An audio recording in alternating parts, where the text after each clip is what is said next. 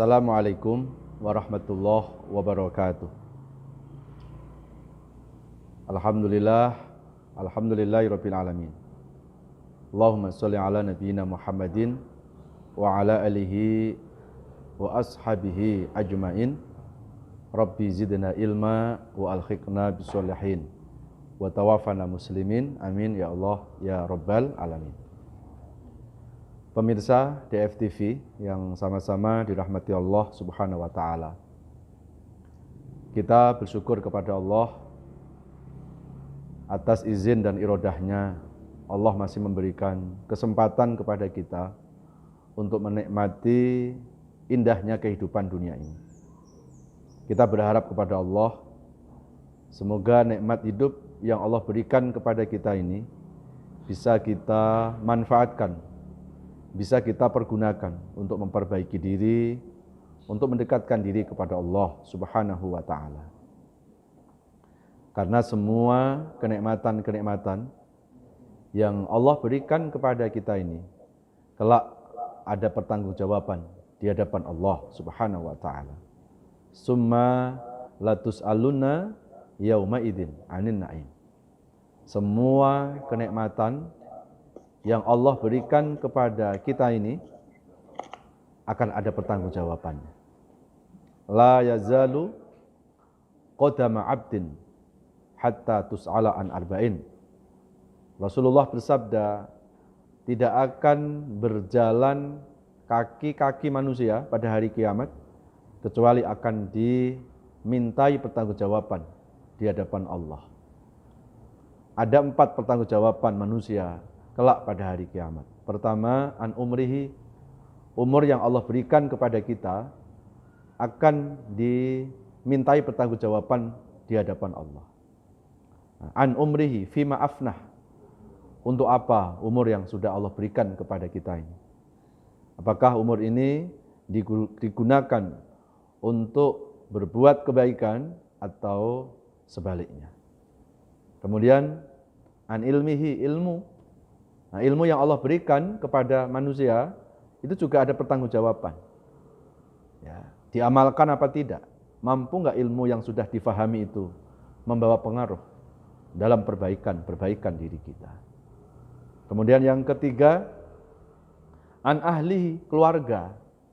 Nah, keluarga kita itu juga nanti akan ditanyakan Allah kepada kita selaku orang tua.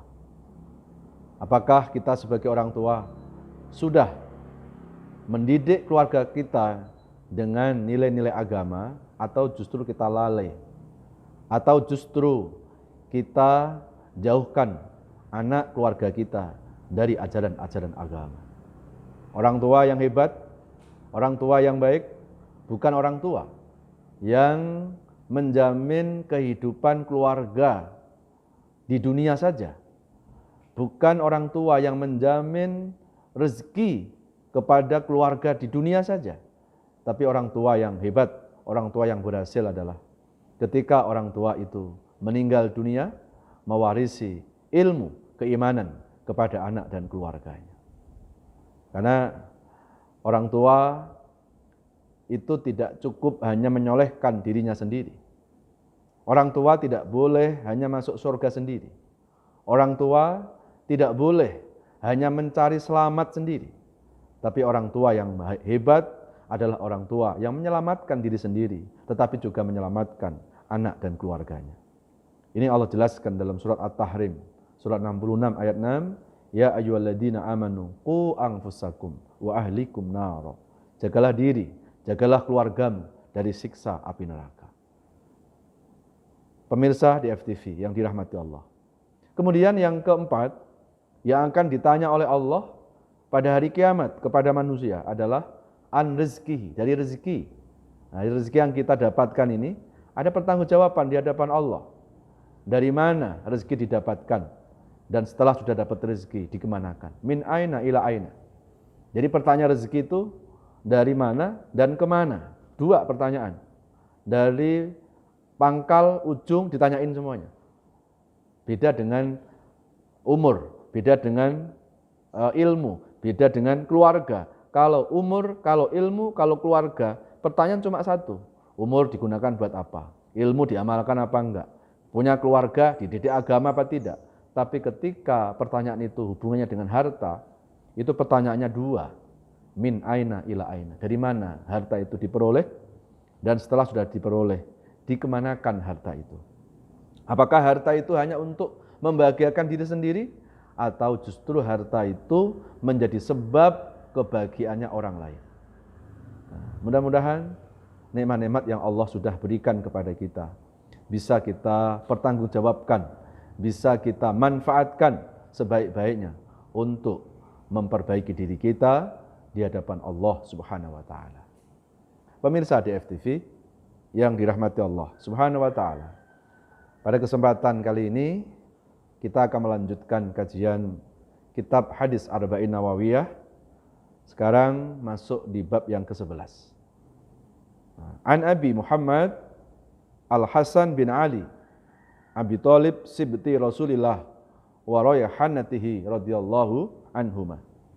Hadis ini diriwayatkan dari Abi Muhammad Hasan bin Ali bin Abi Thalib sibti Rasulillah, cucunya Rasulullah, wa rayhanatihi, dan orang yang dicintai Rasulullah radhiyallahu anhuma, semoga Allah meridhoinya. Qala Abi Muhammad Hasan bin Ali bin Abi Thalib berkata, hafiddu, kami telah menghafal min Rasulillah sallallahu alaihi wa alihi wasallam. Kami menghafal dari Rasulullah. Apa yang dihafal? Yaitu sebuah hadis. Sabda Rasulullah, da ma yuribuk ila ma la yaribuk. Tinggalkanlah sesuatu yang meragukan dan lakukanlah sesuatu yang tidak meragukan. Jadi di dalam agama Islam itu tidak boleh kita menjalani agama dengan penuh keraguan-raguan. Ya. Makanya ragu-ragu itu termasuk min syarril waswasil khannas. Itu dari sifat waswas. Dan waswas itu dari setan. Makanya enggak boleh kita dalam beragama itu ada keraguan. Ya. Kenapa kita beragama harus ragu? Sementara kita beragama itu sudah diberikan landasan, diberikan pedoman yang namanya Al-Quran, yang namanya As-Sunnah, yang namanya hadis. Jadi ketika sesuatu itu ada di dalam Quran, ada di dalam hadis, ada di dalam As-Sunnah, ngapain harus ragu? Yang ragu itu kalau sesuatu itu dasarnya hanya karena ucapan manusia. Nah, kata si A, kata si B, ya itu ragu boleh. Karena yang namanya manusia belum tentu mutlak kebenarannya. Manusia bisa benar, bisa salah. Ya, tapi kalau apa yang dikatakan Allah dan Rasulnya, nggak boleh ragu kita.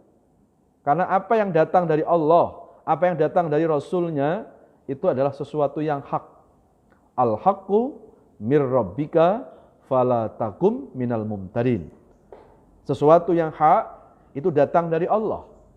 Maka fala takum minal mumtarin. Jangan termasuk kita ini orang yang ragu. Jadi kalau kita mau bicara tentang keraguan, kalau sesuatu itu sumbernya bukan datang dari Allah, bukan datang dari Rasulnya, kita boleh ragu. Dan sesuatu yang datangnya bukan dari Allah, yang datangnya bukan dari Rasulullah, masih bisa diperdebatkan, masih bisa diargumentasikan. Ya, karena yang namanya sesuatu datang dari manusia itu tidak ada jaminan kebenarannya. Ya, kalau datang dari Allah jelas. Al-Qur'an di surat Al-Baqarah ayat-ayat yang pertama di Al-Baqarah itu dijelaskan itu.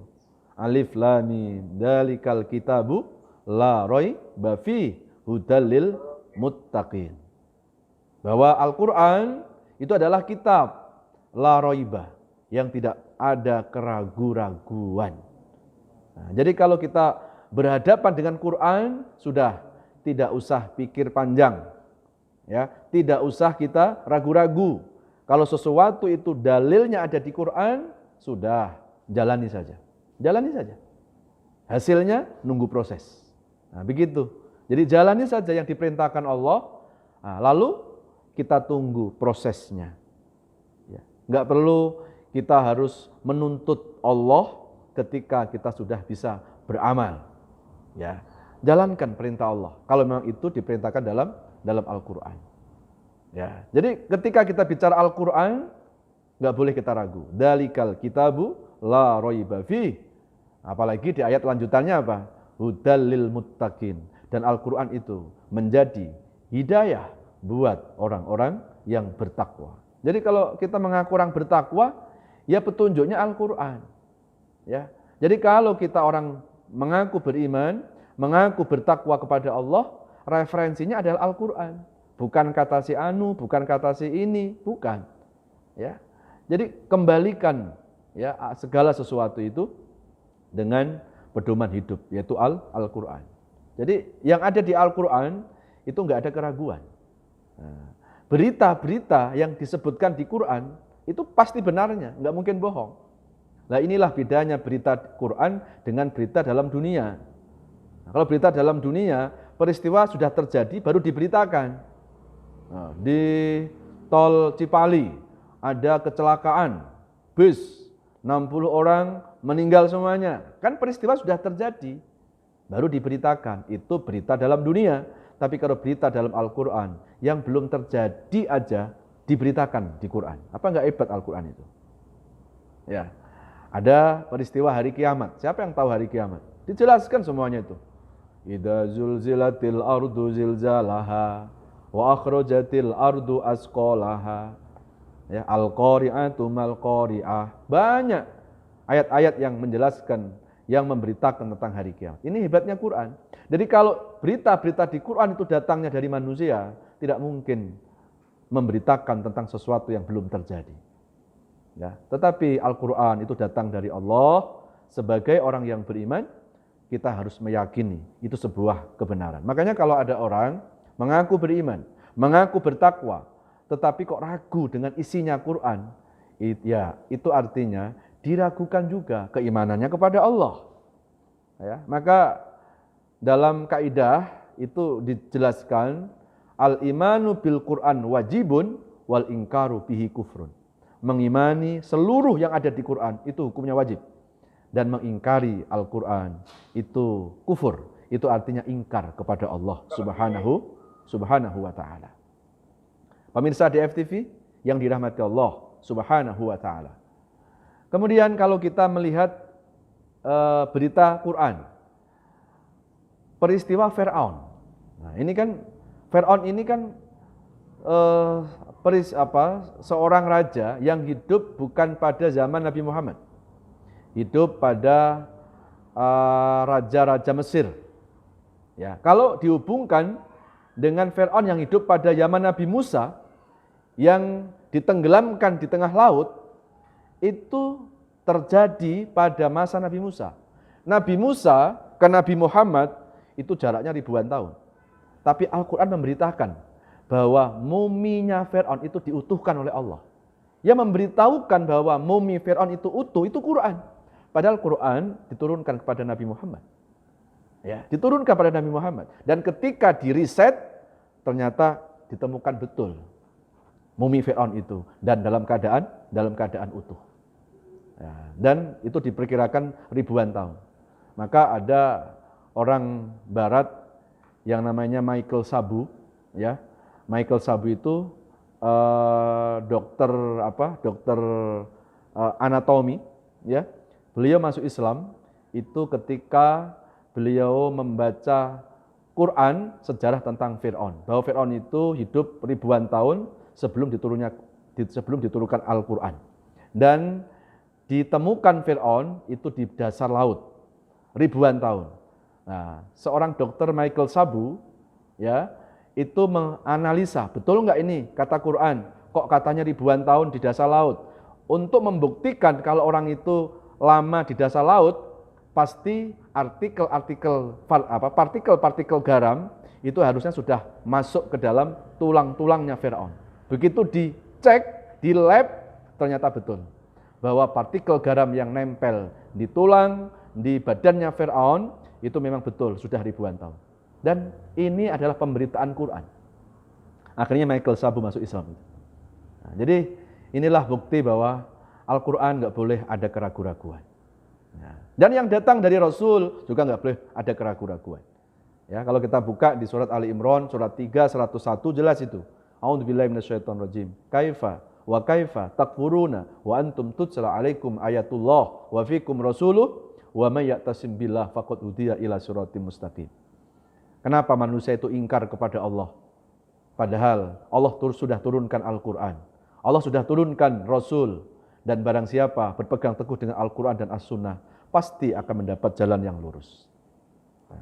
Pemirsa di FTV yang dirahmati Allah Subhanahu wa Ta'ala. Dan begitu juga aturan-aturan yang ada di dalam agama Islam itu aturannya pasti.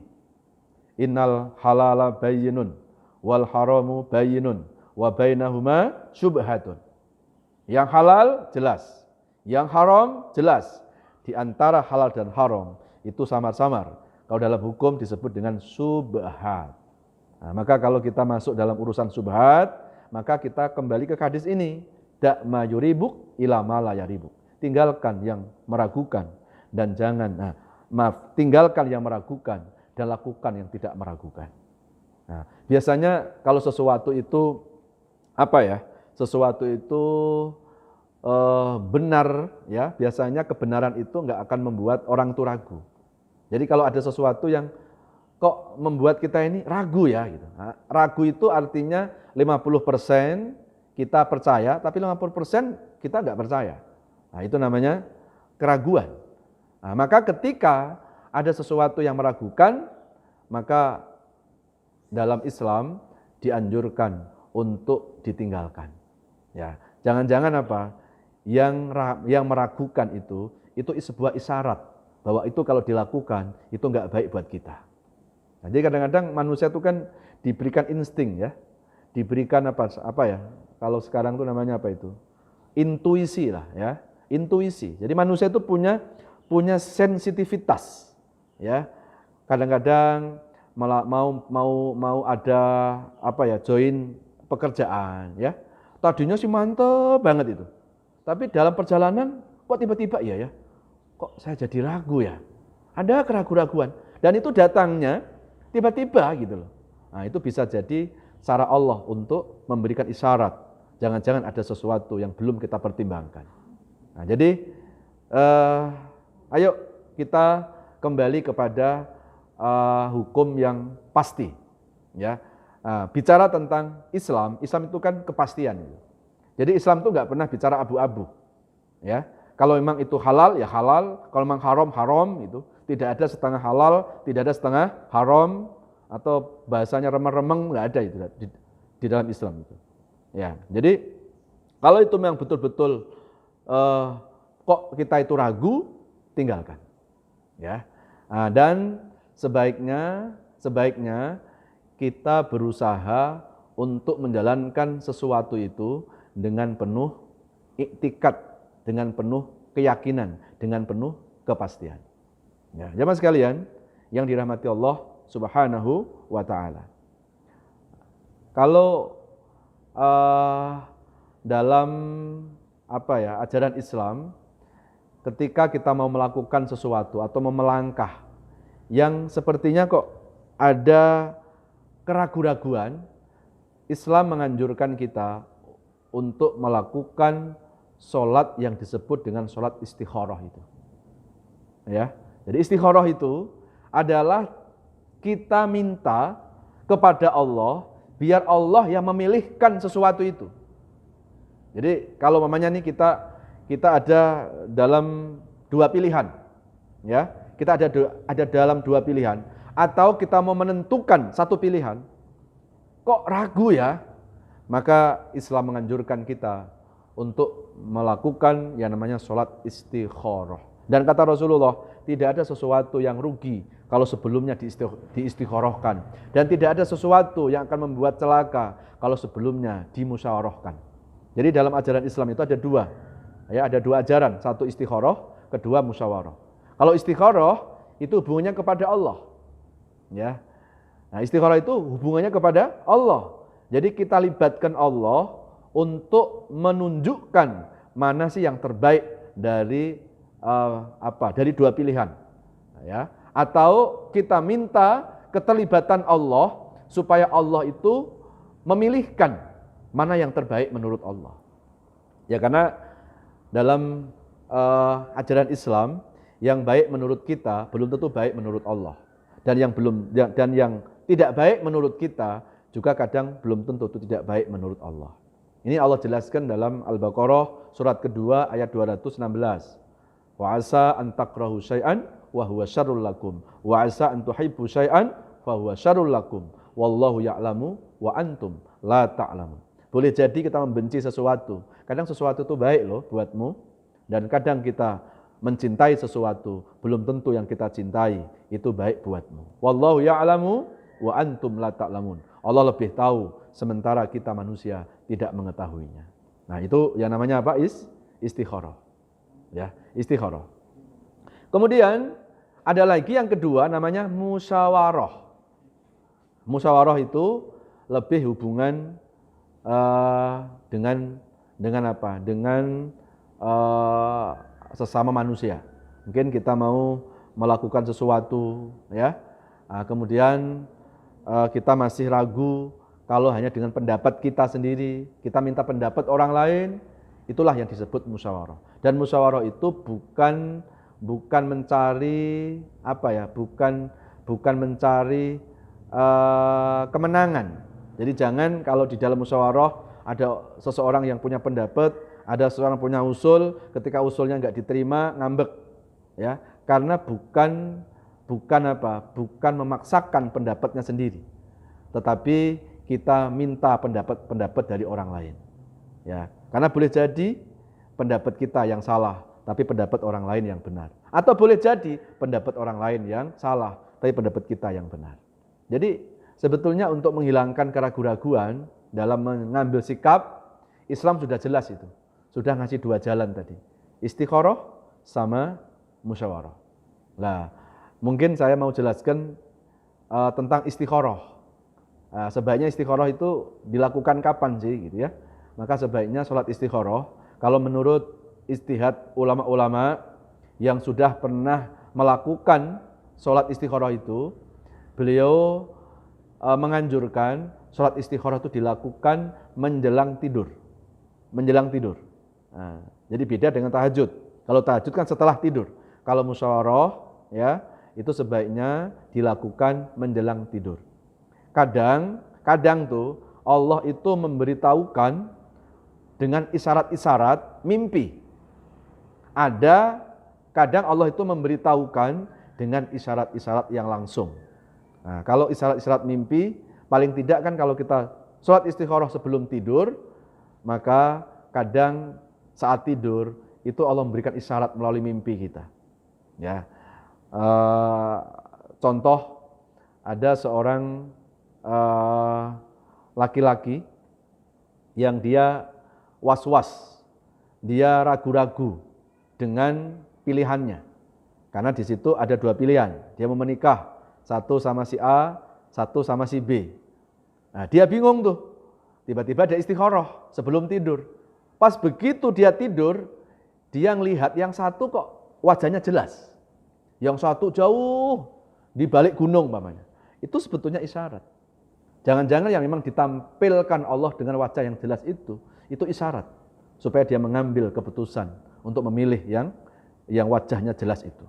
Jadi itu bisa dengan cara-cara itu, atau memang kadang Allah menjelaskan dengan bentuk-bentuk yang konkret.